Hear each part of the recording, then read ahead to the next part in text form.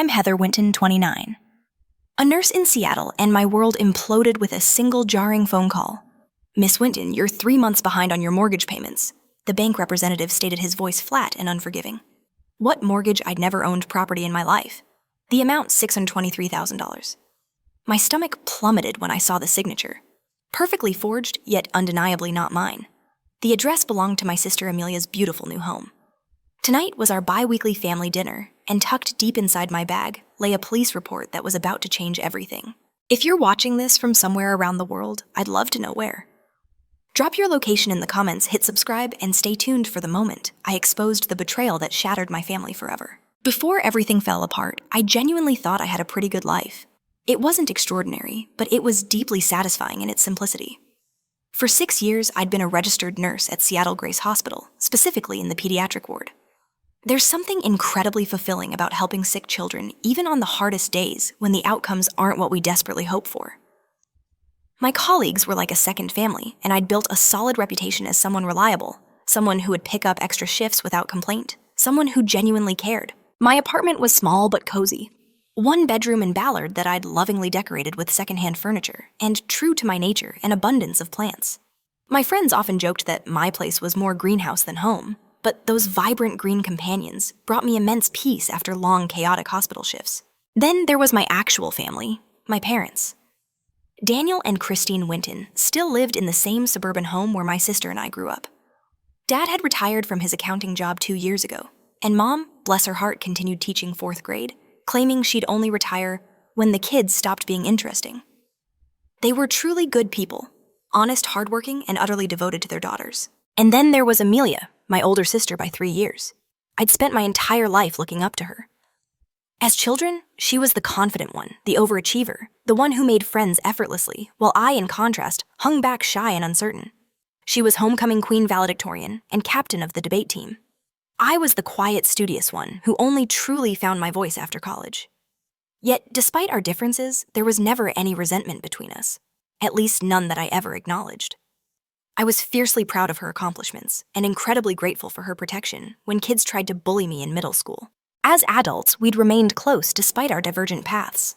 Amelia ventured into real estate and quickly built a wildly successful career selling luxury properties around Seattle. She married Ethan Thorne, a financial advisor, 5 years ago. They made a striking couple, both tall, athletic, and perpetually tanned from their frequent exotic vacations to tropical destinations.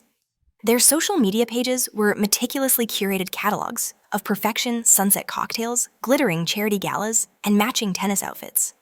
Meanwhile, I remained happily single, focused on my career, and the occasional disastrous date that my well-meaning coworkers insisted on setting up. Our lives couldn't have been more different, but we still met for coffee every few weeks, and our family gathered for dinner twice a month. Amelia would sometimes make subtle comments about my modest lifestyle, or suggest investment opportunities one couldn't possibly afford, but I always chalked it up to her simply wanting the best for me. 8 months ago, Amelia and Ethan moved from their downtown condo to a stunning craftsman-style home in Queen Anne, one of Seattle's most prestigious neighborhoods. When they invited the family over for a housewarming, I distinctly remember feeling a sharp twinge of envy as I walked through the meticulously renovated rooms, admiring their gleaming Viking appliances and sweeping views of the city and Puget Sound. Amelia had given me the grand tour, pointing out custom features and designer names I didn't even recognize. "Someday you'll have this too, sis," she'd said, squeezing my shoulder. "You just need to aim higher." The day everything irrevocably changed started like any other Tuesday. I was halfway through my shift helping a 7-year-old boy named Tyler change his bandages after an appendectomy when my phone vibrated insistently in my pocket. Normally, I wouldn't dare answer during patient care, but I'd been anxiously awaiting news about my elderly neighbor who had been hospitalized the previous night. I quickly excused myself after ensuring Tyler was comfortable. "Hello, this is Heather," I answered, stepping into the bustling hallway. "Ms. Winton, this is Craig Davison from Washington Mutual Bank. I'm calling about your missed mortgage payments. We've sent several notices, and I'm afraid if we don't resolve this soon, we'll have to begin foreclosure proceedings." I felt a dizzying flutter of confusion. "I'm sorry, there must be some mistake. I don't have a mortgage, I rent my apartment." The banker's voice took on a slightly condescending tone. "Ms. Winton, according to our records, you took out a mortgage for $623,000 in January for a property on Highland Drive. You made payments for the first 3 months, but we haven't received anything since April." My mind raced. Highland Drive. That sounded eerily familiar. Wasn't that Amelia's street? "This is a mistake. I insisted, my voice rising enough that a passing nurse gave me a concerned look. I've never purchased property. My credit isn't even good enough for a mortgage that size. I'm a nurse, not a surgeon. There was a pregnant pause. Well, the application shows an annual income of $192,000 and a credit score of 782 at the time of application. We have all the documentation, Ms. Winton, including your signature on multiple forms. Perhaps you could come into the branch to review the paperwork. The conversation continued in this surreal vein for several more minutes before I, numb with disbelief, agreed to visit the bank after my shift. I returned to Tyler's room on autopilot, my mind spinning with a whirlwind of possibilities, a clerical error, perhaps even identity theft. But the address, that couldn't be a coincidence. At the bank, Richard Peterson, the branch manager, laid out a thick folder of documents that made my stomach sink further with each passing page: loan application, income verification, credit check, authorization, closing papers. Every single one bore what appeared to be my signature. And there it was in stark black and white. The property address matched Amelia's new house. Could I get copies of all of this? I asked, my voice sounding distant even to my own ears. Richard hesitated. Technically, these are already your copies, but given the circumstances, I can make duplicates.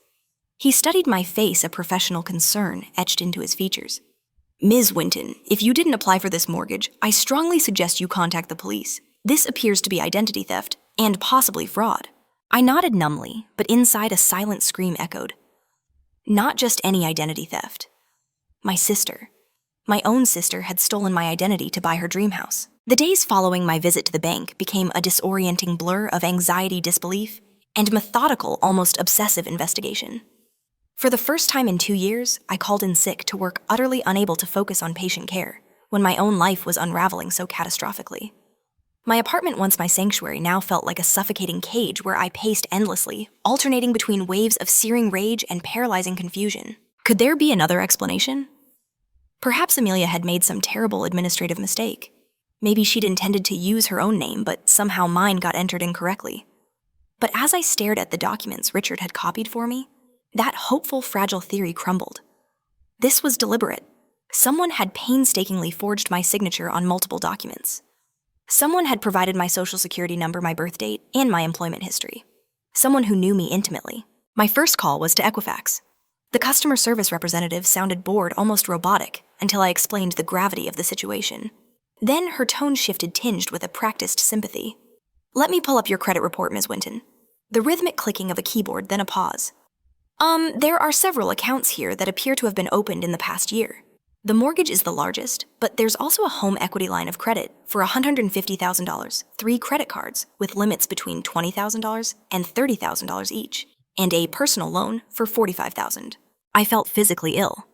All of these are fraudulent, I choked out. I didn't open any of them. I understand, ma'am. I'm initiating a fraud alert on your account immediately, and I'll send you instructions for filing a formal dispute for each account. You should also contact the other credit bureaus right away.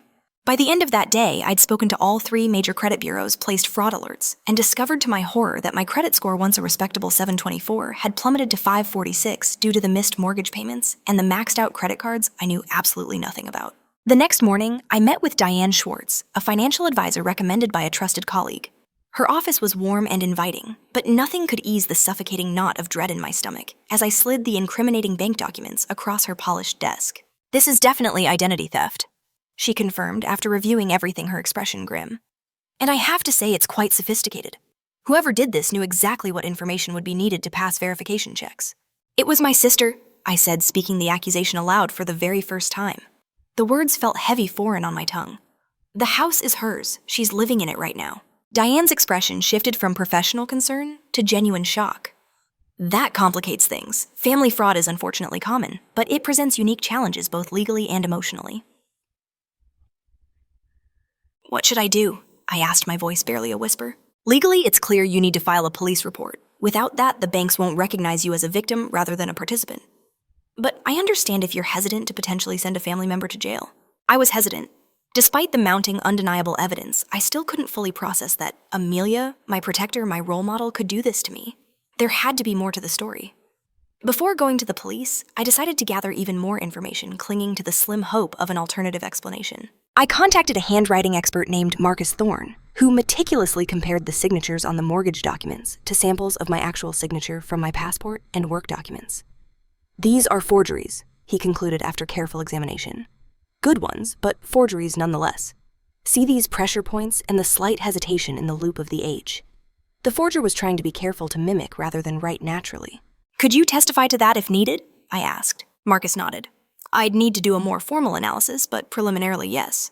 Next, I began investigating Amelia's finances, which proved far more difficult. As her sister, I had no legal right to her financial information. But through casual conversations with mutual friends and careful observation of their social media, I pieced together a truly troubling pattern. Despite their apparent wealth, Amelia and Ethan had been facing severe financial difficulties for at least 2 years. Her once thriving real estate business had suffered dramatically during a market downturn. Ethan had left his previous firm under circumstances no one would discuss clearly, and his new independent advisory business wasn't attracting the high net worth clients he'd anticipated. Yet their extravagant lifestyle hadn't changed. If anything, they'd become even more opulent, acquiring a new boat and a membership at an exclusive country club. The most damning evidence came from my friend Sarah, who worked at a luxury car dealership where Amelia had recently purchased a brand new Mercedes. I probably shouldn't tell you this, Sarah confided over coffee, her voice hushed. But when they ran her credit for financing, it was a mess. Ethan ended up paying cash, but I overheard them arguing about it in the parking lot. He said something like, "We can't keep doing this. The house was risky enough." The house, my house, according to the bank. I also discovered multiple credit accounts opened in my name, all linked to online statements, with a slight variation of my actual email address, heatherwinton883@gmail.com, instead of my real heatherwinton93@gmail.com. Easy to miss in hurried verification processes, but clearly deliberately deceptive. Every new piece of information felt like another crushing weight on my chest, making it harder to breathe, harder to deny the devastating truth. My sister, whom I had trusted implicitly, had stolen my identity to finance a lifestyle she couldn't afford.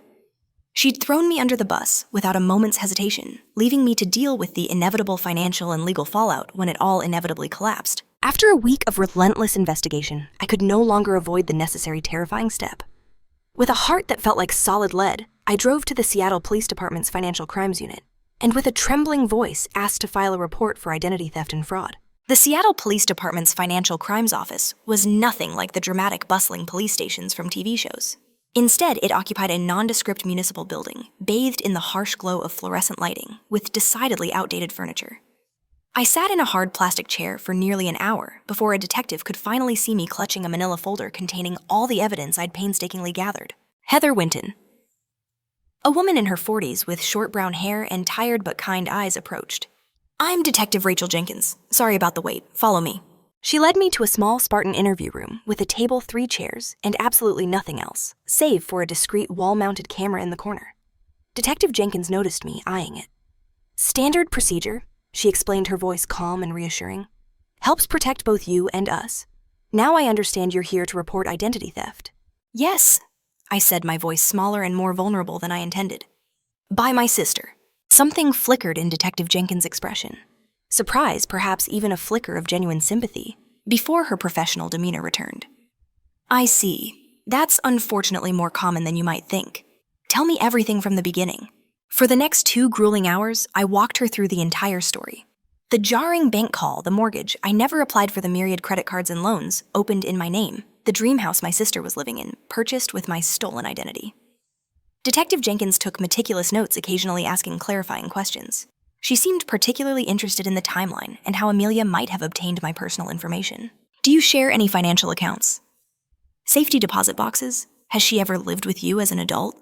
"No," I answered to all of them, a wave of shame washing over me. "But we're close, or I thought we were. She's been to my apartment countless times. My important documents are in a file cabinet in my home office, not locked." I felt utterly foolish admitting this, the naivete of my trust laid bare. I never thought I needed to protect myself from my own sister. Detective Jenkins' expression softened slightly. "No one expects this from family, Ms. Winton. It's not your fault." After I finished my agonizing account, she leaned back in her chair, her gaze steady.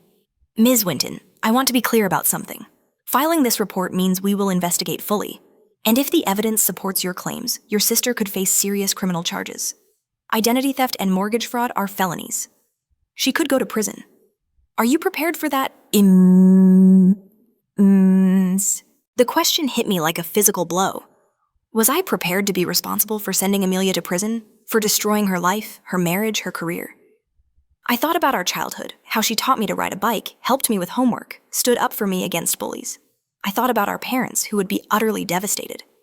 But then I remembered my ruined credit score, the $623,000 debt in my name, the profound violation of trust that I could barely comprehend. Yes, I said finally, the word firm, despite the tremor in my soul. I need to protect myself. If she faces consequences for what she did, that's her responsibility, not mine. Detective Jenkins nodded, a hint of respect in her eyes. I understand this is difficult. We'll handle the investigation with discretion, but I can't promise confidentiality, especially if charges are filed. These cases become public record. I understand, I whispered. She pushed a form across the table. This is the official identity theft report. Read it carefully before signing. As I signed the report, my real signature, not the perfectly forged one on the mortgage documents, I felt a strange, unsettling mix of relief and dread. The cold, impartial machinery of justice was now in motion, and I couldn't stop it, even if I desperately wanted to. Sarah was waiting for me in the lobby. I'd asked her to come for moral support, knowing I'd need a friendly face after taking such a momentous, painful step. How did it go? She asked, pulling me into a comforting hug. About as well as accusing your sister of felony fraud can go, I replied, attempting a weak laugh, but hearing the undeniable tremor in my voice. You did the right thing, Heather. What she did was unforgivable. We walked to a nearby coffee shop, a familiar sanctuary, where Sarah listened patiently as I processed my swirling emotions. The detective said they'll begin investigating right away. They'll contact the bank subpoena records, maybe even interview Amelia. How do you think she'll react? I stared into my untouched latte, the milky foam a stark contrast to the darkness in my mind. She'll deny it at first. Amelia's always been good at lying when cornered. Then she'll try to justify it somehow, make it seem like she was doing me a favor, or had every intention of paying everything back. Do you think she did intend to pay it back? Sarah asked, her brow furrowed with concern. I considered this maybe in some abstract, fleeting way. But the practical reality was grim. She and Ethan were already missing payments. They never had a concrete plan beyond using my identity to get what they wanted in the moment. 2 days later, Detective Jenkins called with a chilling update. We've confirmed your suspicions, Ms. Winton. The mortgage application was submitted online using your personal information, but from an IP address traced to your sister's previous residence. We're also investigating her husband's potential involvement. Financial crimes like this are rarely committed by just one person in a household. Ethan. I hadn't even truly considered his culpability until now. But of course he would have known. As a financial advisor, he might even have helped orchestrate the entire elaborate scheme. There's more, Detective Jenkins continued, her voice grave. We've discovered evidence suggesting they were planning to declare bankruptcy in your name once the debts became unmanageable. There are searches from their home computer about bankruptcy laws and identity abandonment. The cold, calculated nature of their betrayal stunned me, leaving me breathless. They hadn't just stolen my identity in a moment of desperation. They'd meticulously planned to utterly destroy my financial future, while meticulously protecting their own. A week after filing the report, I received the official police documentation. A comprehensive dossier detailing the damning evidence against Amelia and Ethan. Bank records showing transfers from accounts in my name to their personal accounts. Loan applications with obviously forged signatures. Credit card statements showing extravagant purchases at stores and restaurants I'd never visited in amounts I could never ever afford. Sitting at my kitchen table that evening, I read through each page, methodically highlighting the most damning sections. The police had done thorough, meticulous work building an airtight case against my sister and brother-in-law. According to Detective Jenkins, the district attorney was confident about pressing charges. Tomorrow was our bi-weekly family dinner.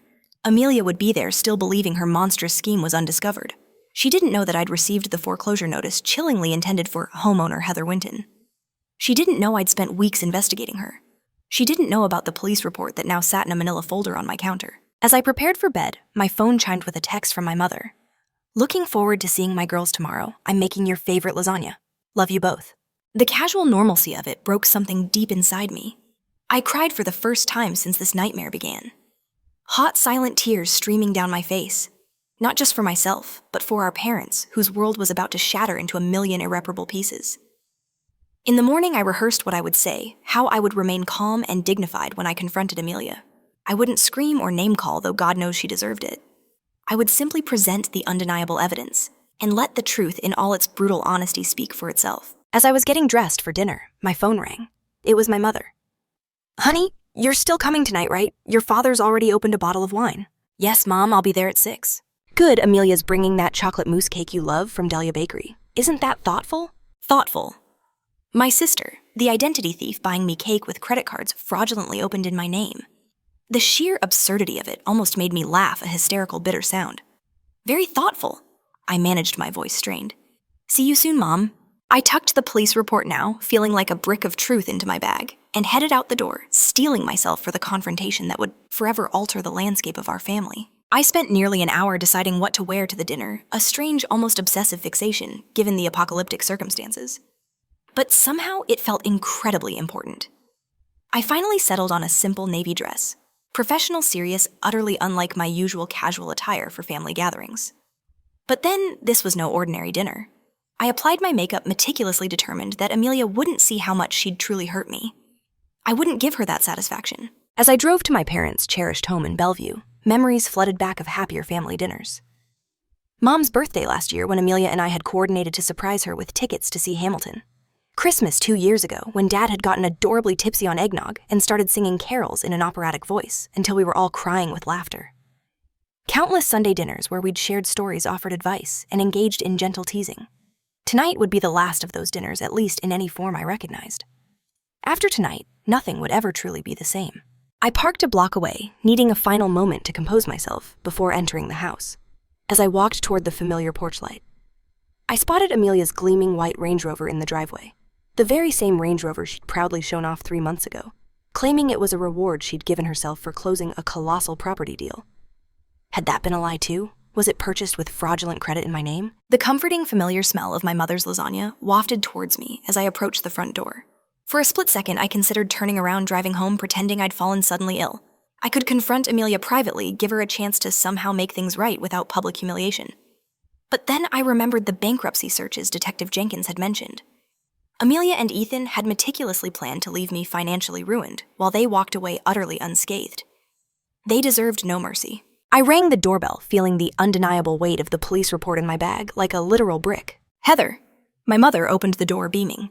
At 62, Christine Winton remained vibrant and active. Her silver hair cut in a stylish bob, her face lined but radiant with affection. She pulled me into a warm hug. You look beautiful, but so serious. Everything okay at the hospital? Everything's fine, Mom, I lied, returning her hug tightly. Just tired from a long week. Inside, my father Daniel was in his usual spot, comfortably ensconced in his favorite recliner with a glass of red wine. He stood to embrace me. There's my girl want some wine. It's that Oregon Pinot you like. Thanks, Dad, that would be nice. From the kitchen, I heard Amelia's laugh, bright, musical, and utterly carefree as always. She appeared in the doorway, wearing an expensive-looking cream blouse and tailored pants, her blonde hair perfectly styled, her smile dazzling. Heather, finally. I was telling Mom about this incredible patient success story I heard from Dr. Garcia at the club. You should talk to him about potential positions in his practice. The benefits are amazing. The sheer audacity stunned me. Here she was having stolen my very identity offering career advice, as if she genuinely had my best interests at heart. I forced a brittle smile. I'm happy where I am, thanks. If she noticed my coolness, she didn't show it. Ethan's out back helping Dad with the grill, Amelia continued blithely. Mom insisted on both lasagna and steaks tonight. We're going to be eating leftovers for days. My sister-in-law Maya arrived next with my brother Benjamin and their 2 boisterous children. Maya immediately commented on Amelia's house, having visited recently for a playdate with the kids. That sunroom is absolutely to die for, Amelia. The way the light comes in during the afternoon, perfect for plants. Heather, you should see it with all your green thumb knowledge. Your sister has turned it into this gorgeous reading nook. Amelia shot me a quick, almost imperceptible glance before jumping in. Oh, we're still working on it. The renovation is taking forever. Contractors, am I right? I bit my tongue hard, the bitter truth, a metallic taste in my mouth. That sunroom, like the rest of the house, had been purchased with my stolen identity. Dinner proceeded with excruciating, almost farcical normalcy. Dad carved the steaks while Mom served generous portions of lasagna. Wine flowed freely. Benjamin talked animatedly about his new project at the architectural firm.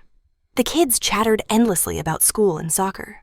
Amelia expertly deflected any questions about their finances, or the house always deftly steering the conversation to someone else's affairs. Heather, you're quiet tonight, my father observed kindly as we neared the end of the main course. Rough week, Jay, I said, setting down my fork with deliberate care. Anything you want to talk about? Mom asked, her forehead creasing with genuine concern. Amelia jumped in before I could respond, her voice light dismissive. Oh, leave her be, Mom. Not everyone needs to process everything out loud like me. She laughed, flipping her hair. Some people just need to mull things over privately. The irony was almost too much to bear. Here was Amelia, who had committed crimes that would soon become very public record advocating for my privacy. Actually, I said, meeting my sister's eyes directly, my voice gaining strength. There is something I need to discuss with all of you. A flicker of unmistakable unease crossed Amelia's face, quickly replaced by her usual confident smile. Sounds serious? Let's at least have dessert first. I brought that chocolate mousse cake from Dahlia that you love, Heather. That can wait, I said firmly, my gaze unwavering. The table fell silent. Even the children, oblivious to the true nature of the impending storm, sensed the sudden palpable tension, their playful banter ceasing abruptly. Benjamin, why don't you take the children into the living room? My mother suggested, her instincts for family drama finely tuned after decades of mediating between her siblings and her own daughters. I think they've been promised some screen time. Once the children were settled with their tablets in the other room, I reached into my bag and with a hand that trembled slightly pulled out the manila folder. My heart pounded so loudly I was certain everyone could hear it. Amelia's eyes, wide and unnervingly fixed, darted to the folder, her practiced smile faltering slightly. What's that, honey? My father asked, his voice laced with confusion. I took a deep, fortifying breath. The moment had arrived. There was no turning back. This, I said, placing my hand flat on the folder, is a police report. The silence around the table deepened, becoming thick and oppressive. My mother's eyes widened in alarm. My father set down his wineglass with meticulous care, the clink of glass against wood unnaturally loud. Ethan, who had been largely quiet throughout dinner, suddenly looked alert, his gaze darting nervously between the folder and Amelia. A police report. My mother echoed, her voice a thin thread of disbelief. Heather, what happened? Are you all right? I'm not all right, Mom, I stated, my voice raw with controlled emotion. I've been the victim of a crime. I looked directly at Amelia, my eyes boring into hers as I slowly slid the folder across the table toward her. Identity theft and fraud, to be specific. Amelia didn't touch the folder. Her face had gone very still, her usual animated expressions frozen in an unsettling mask of fear. What are you talking about? She asked, her voice unnaturally high, bordering on a squeak. Open it, I said quietly, a steel edge beneath my voice. Ethan placed his hand on Amelia's arm, his face pale. Maybe we should discuss this privately, Amelia. There's nothing to discuss, she responded quickly, still not touching the folder. Heather's obviously confused about something. My father, never one for tension or confrontation, tried desperately to lighten the mood. Is this some kind of joke, girls? Because I'm not following. It's not a joke, Dad. I reached across the table and with a decisive movement flipped open the folder myself, revealing the first page of the police report with its stark official letterhead and case number. 2 weeks ago, I received a call from Washington Mutual Bank about missed mortgage payments on a $623,000 loan I never took out for a house I've never owned at 482 Highland Drive. My mother gasped softly, a small choked sound. But that's Amelia and Ethan's address, she whispered. I finished for her, my voice laced with bitter triumph. The dream house they've been showing off to everyone for months was purchased through a mortgage fraudulently obtained in my name, along with a home equity line of credit, 3 credit cards, and a personal loan. All maxed out, all in default. All eyes filled with dawning horror turned to Amelia, whose face had completely drained of color. For several agonizing seconds, no one spoke. Then Amelia laughed, a brittle, forced sound devoid of humor. This is ridiculous. There's obviously been some kind of mistake, a bank error, or... The police don't think so, I interrupted, cutting her off cleanly. Neither does the handwriting expert who confirmed the forged signatures. Neither does the IP address evidence showing the mortgage application was submitted from your old condo. Ethan abruptly stood up his chair, scraping loudly against the floor. We should go, Amelia. We don't have to listen to these accusations. My father, his voice deep and trembling with barely contained anger, finally found his voice. Sit down, Ethan. Both of you need to explain what the hell is going on. Amelia's demeanor suddenly shifted. The deer in headlights look vanished, replaced by a chilling, cold calculation. Boing. You want an explanation? We hit a rough patch. Ethan's firm collapsed when his partner embezzled funds. My commissions dried up during the market correction. We were about to lose everything we'd worked for. So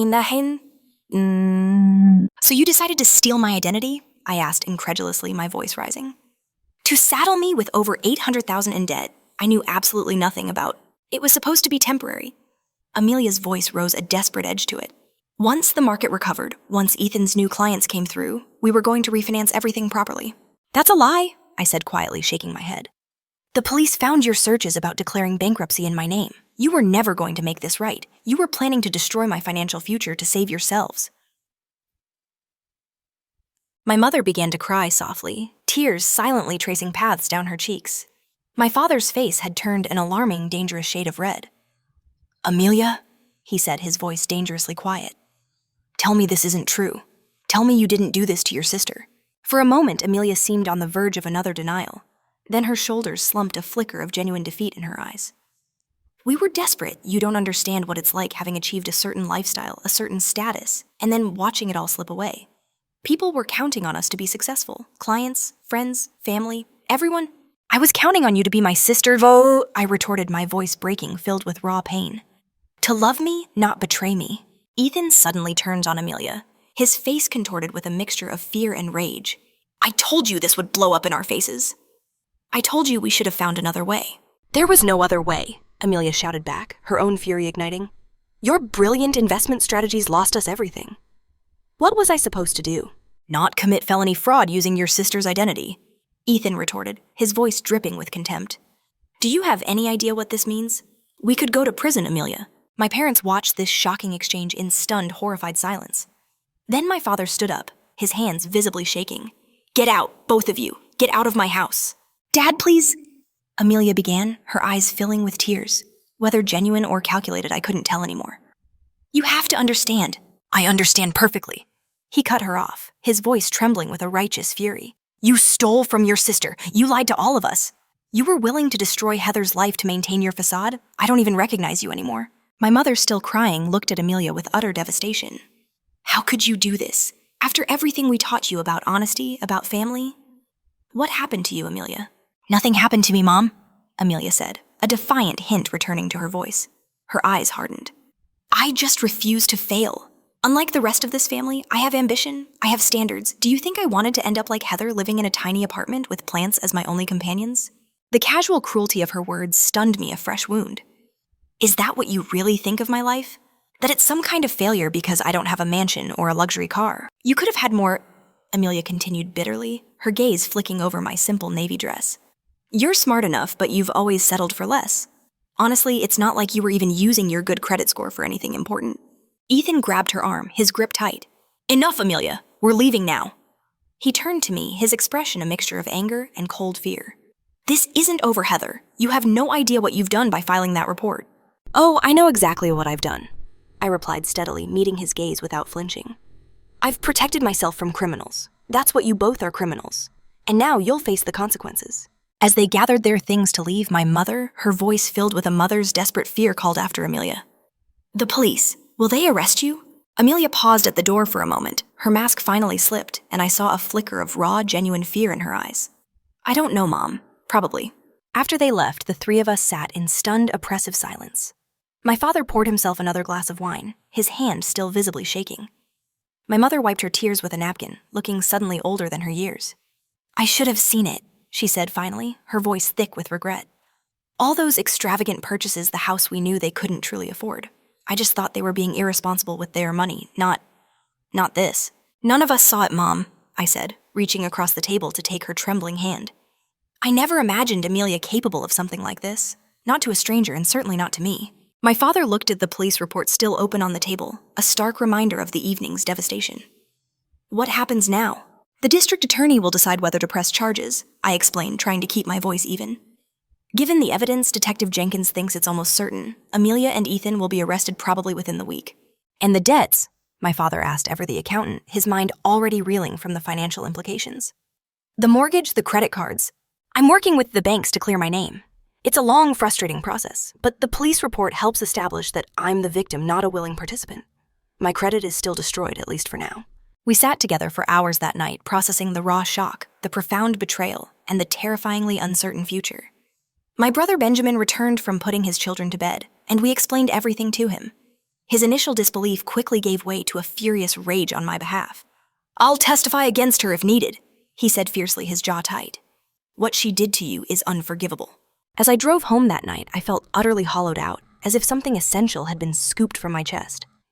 I had done what was necessary to protect myself, but there was no sense of triumph or satisfaction in it, only a profound grief for the sister I thought I knew, and the family that would never, ever be the same. The immediate aftermath of that fateful dinner unfolded like scenes from someone else's life, a television drama I was somehow starring in without ever having auditioned for the role.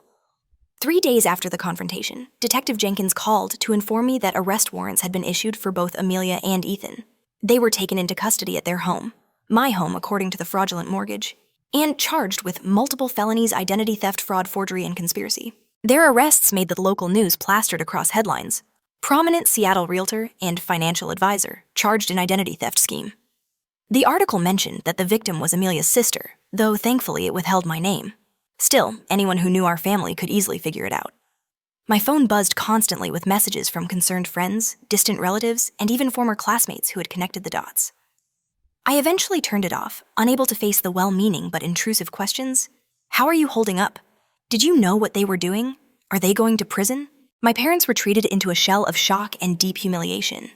Dad stopped attending his weekly golf games, unable to face friends who had undoubtedly seen the news. Mom took a leave of absence from teaching, claiming nebulous health issues. Their social circle, painstakingly built over decades in the same community, suddenly felt threatening rather than supportive. Everyone must be talking about us, Mom said during one of my visits to their home. She hadn't bothered to style her hair or apply makeup so unlike her usual put-together appearance. Wondering where we went wrong with Amelia. You didn't go wrong? I assured her, though a part of me in my darkest moments wondered the same thing. Had there been subtle signs of Amelia's moral flexibility that we'd all missed, or perhaps conveniently excused over the years? Small dishonesties that had escalated exponentially when the stakes got higher. Your father can barely sleep, she continued, her voice heavy with sorrow. He keeps saying he should have taught her better values, as if this is his fault somehow. The pressure from my family to drop the charges began subtly at first, then grew more insistent as the harsh reality of Amelia's situation became clearer. She and Ethan had been released on bail, but were required to surrender their passports. Their assets were frozen, including the house, which the bank was now aggressively moving to reclaim. She made a terrible mistake, my mother pleaded over the phone one evening, her voice cracking. But she's still your sister Heather, still our daughter. Couldn't you ask the district attorney to reduce the charges? Maybe some kind of probation instead of prison, Mom. I interrupted, my voice sharp with frustration. She stole my identity. She planned to declare bankruptcy in my name. Do you understand what that would have done to me? I wouldn't have been able to rent an apartment, get a car loan, maybe even keep my job if it required a security clearance. She was willing to destroy my life. I know, honey, what she did was inexcusable, Mom countered, her voice laced with the desperate plea of a parent. But she has 2 young children. Think about your niece and nephew growing up without their mother. That was the hardest part. Harper and Ethan, 5 and 7, innocent in all this. I adored those children, had babysat them countless times, brought them special treats from my travels.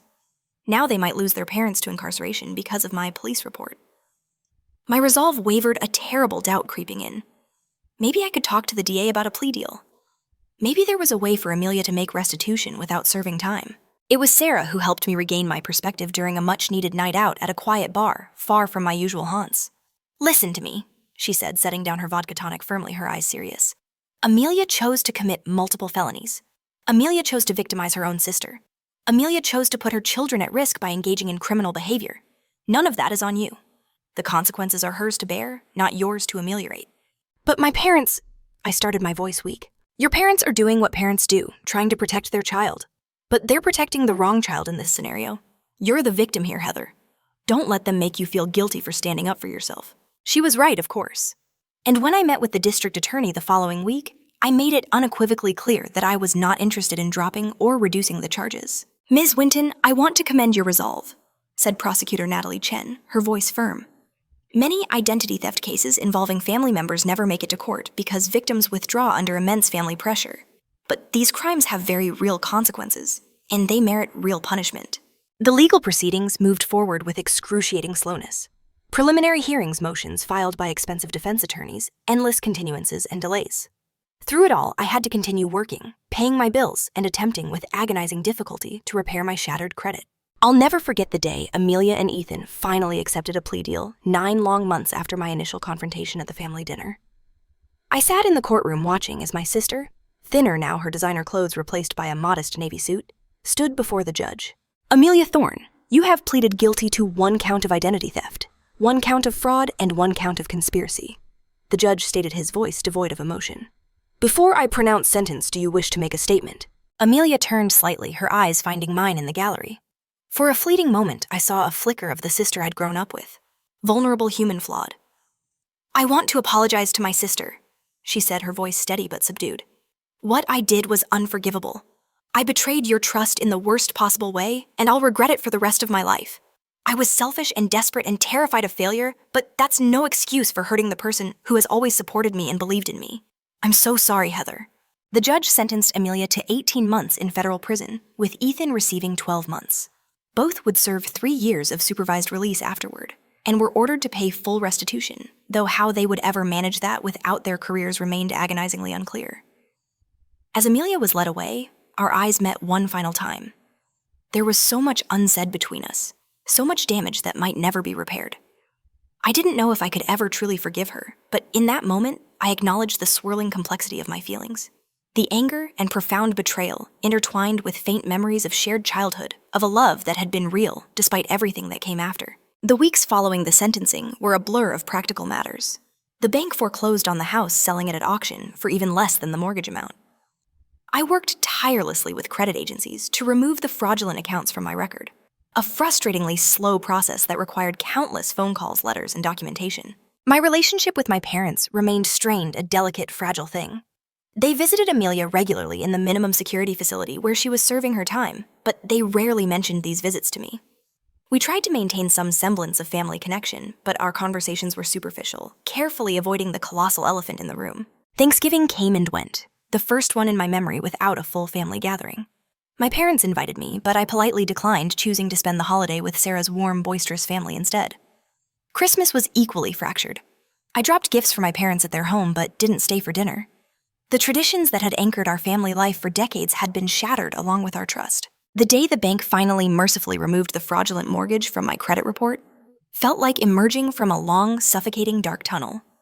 My credit score was slowly recovering, though financial experts warned it might take years to fully restore. I'd moved to a new apartment, wanting a fresh start in a place untainted by memories of betrayal. As winter reluctantly turned to spring, I received an unexpected letter. Not from Amelia, who had written several times with apologies I wasn't ready to accept, but from my niece Harper. In wobbly handwriting on pink paper, she had scrawled, "Dear Aunt Heather, I miss you a lot. Grandma says you're mad at Mommy because she did something bad. I'm sometimes mad at Mommy too, like when she wouldn't let me have 2 desserts, but I still love her. Do you still love her? Can you come see me and Ethan? We have a new apartment, but it's small and doesn't have a garden like the big house. Love, Harper."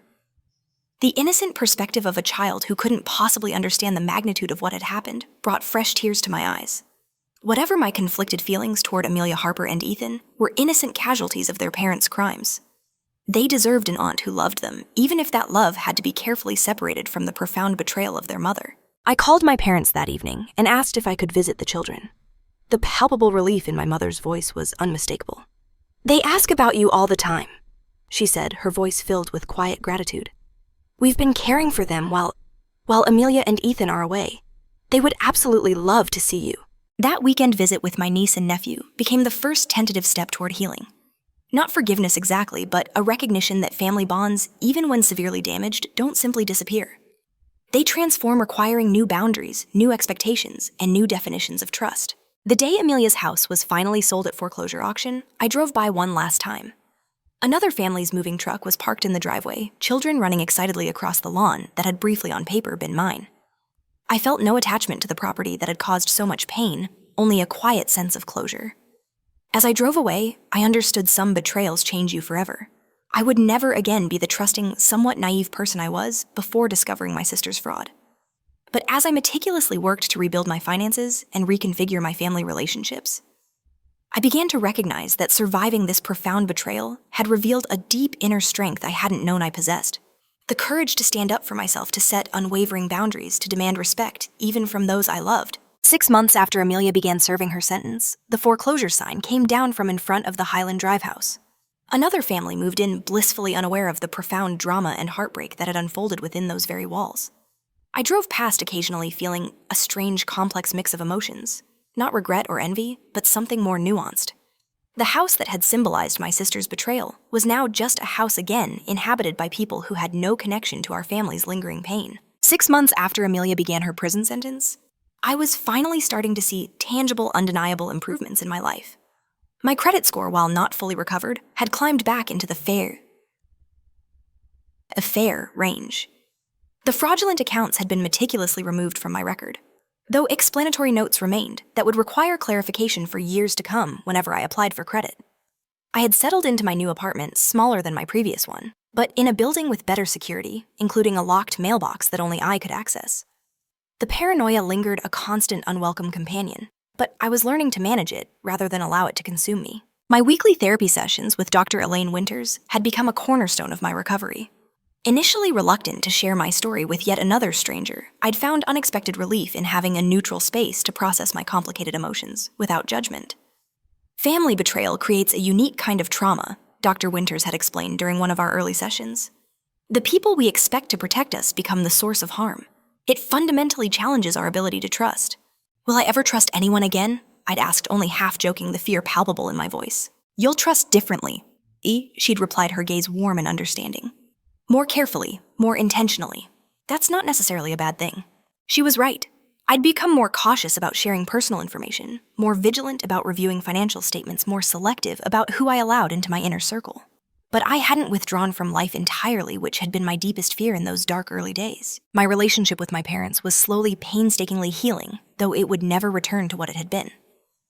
The strain of divided loyalties, their natural instinct to support Amelia despite her crimes, and my legitimate desperate need for validation, as the victim created an underlying tension that subtly colored our interactions. But we were trying, all of us. Sunday dinners had tentatively resumed, though less frequently, and with a careful, almost unspoken avoidance of certain topics. Your father and I visited Amelia yesterday, my mother mentioned during one such dinner, watching my face carefully for a reaction. How is she? I asked, surprised by my own genuine curiosity. I nodded, but offered no response. I still wasn't ready to visit Amelia to face her across a cold prison table and hear more apologies that couldn't possibly undo what she'd done. Maybe someday, but not yet. My father, who had been mostly silent on the subject of Amelia for months, suddenly spoke up, his voice softer than usual. She's different in there. Humbled, I think. I think she's finally understanding the magnitude of what she did to you. It was the first time he had so clearly acknowledged me as the victim, rather than solely focusing on Amelia's suffering. That validation, though long overdue, meant more than I could possibly express. Thank you for saying that, Dad, I said quietly, a lump forming in my throat. The most unexpected support came from extended family members who had seemed distant, or even judgmental in the immediate aftermath of the scandal. My cousin Chloe, whom I'd never been particularly close to, reached out with a surprising revelation. I never told anyone in the family, she confided over coffee, her voice hushed. But my college roommate stole my identity, opened credit cards, ran up thousands in debt. I know something about what you've been through. What did you do? I asked, leaning forward, suddenly desperate for her insight. I pressed charges, just like you. Lost friends who thought I was overreacting. Never regretted it for a minute. Finding this community of understanding, other identity theft victims who truly comprehended the profound violation I'd experienced, became an incredibly important part of my healing. I joined an online support group and eventually began attending in-person meetings of a financial crime survivors network. There, I met people from all walks of life whose stories echoed aspects of mine: the shock of discovery, the painstaking process of clearing their names, the broken relationships with those who couldn't understand why they wouldn't just forgive and move on. In their company, I didn't have to explain or justify my feelings. They already knew. Through this network, I connected with a nonprofit organization dedicated to helping identity theft victims navigate the complex, bewildering process of recovery. After benefiting immensely from their resources, I began volunteering using my own raw lived experience to guide others through the labyrinthine systems of credit bureaus, law enforcement, and financial institutions. You have a gift for this, Margot, the organization's director, told me after observing one of my counseling sessions with a newly identified victim. You're compassionate without sugarcoating the reality of what they're facing. This work gave profound purpose to my pain, transforming a devastating personal experience into invaluable knowledge that could genuinely help others. I couldn't undo what Amelia had done, but I could use it to make someone else's journey a little less lonely, a little more navigable. Moving to my new apartment had been a practical necessity. The lease on my old place had ended, and I needed something I could afford on a budget strained by legal fees and credit counseling costs. But it quickly became a symbolic fresh start as well.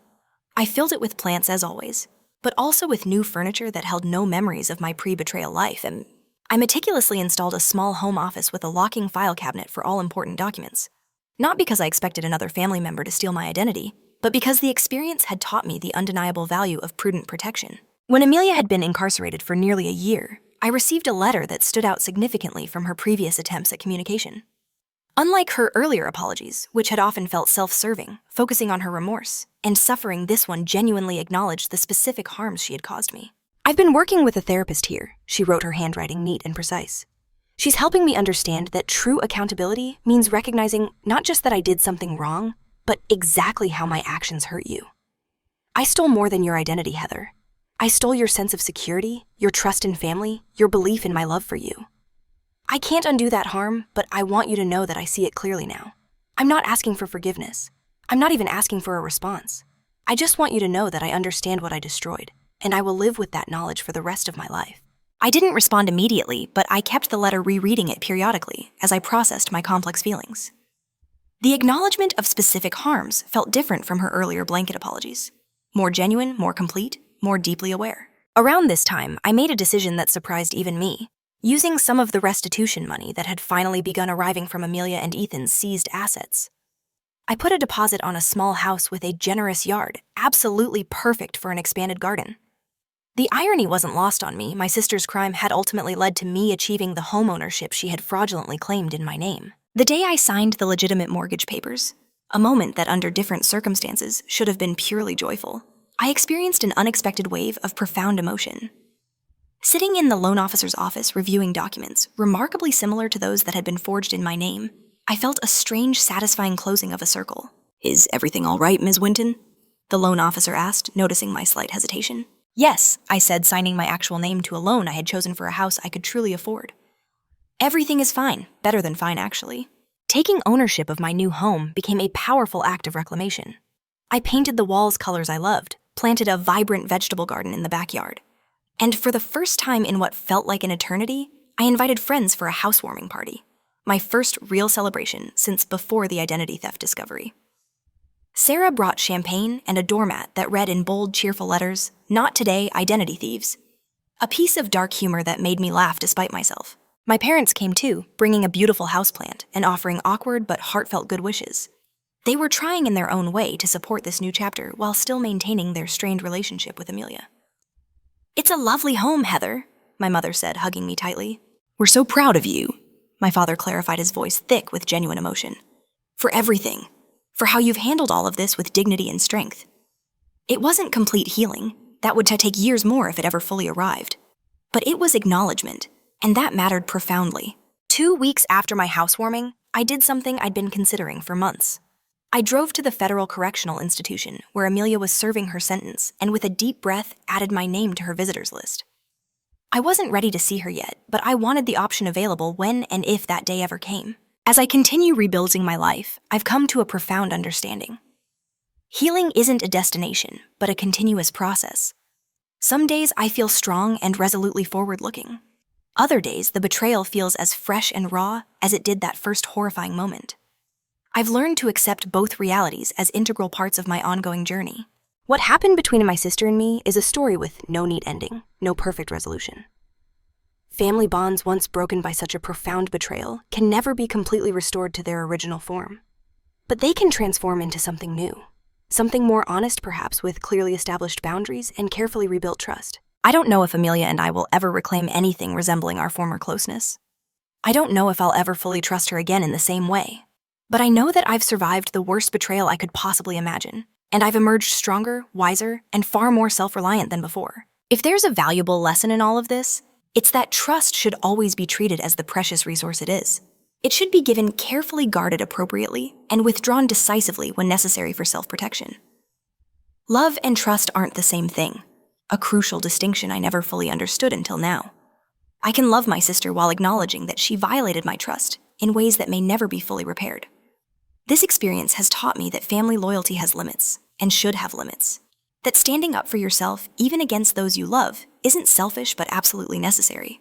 And that forgiveness, if it ever truly comes, must follow accountability, not replace it. I'm still writing my story, still finding my way forward, but I know this much. I refuse to be a victim in silence. I refuse to sacrifice my financial future to protect someone who hadn't protected me. I refuse to accept betrayal as the price of family peace. And in those powerful refusals, I found my unwavering strength. What about you? Have you ever experienced betrayal from someone you trusted completely? How did you handle it, and what boundaries did you establish afterward? I'd love to hear your stories in the comments below. If this account has helped you feel less alone in your own experience of family betrayal, Please consider giving it a like and subscribing to my channel for more real-life stories of resilience and recovery. Share with someone who might be struggling with similar issues. Sometimes knowing others have walked the same difficult path can make all the difference. Thank you for listening to my story, and remember, protecting yourself isn't selfish. It's necessary for survival and eventual healing.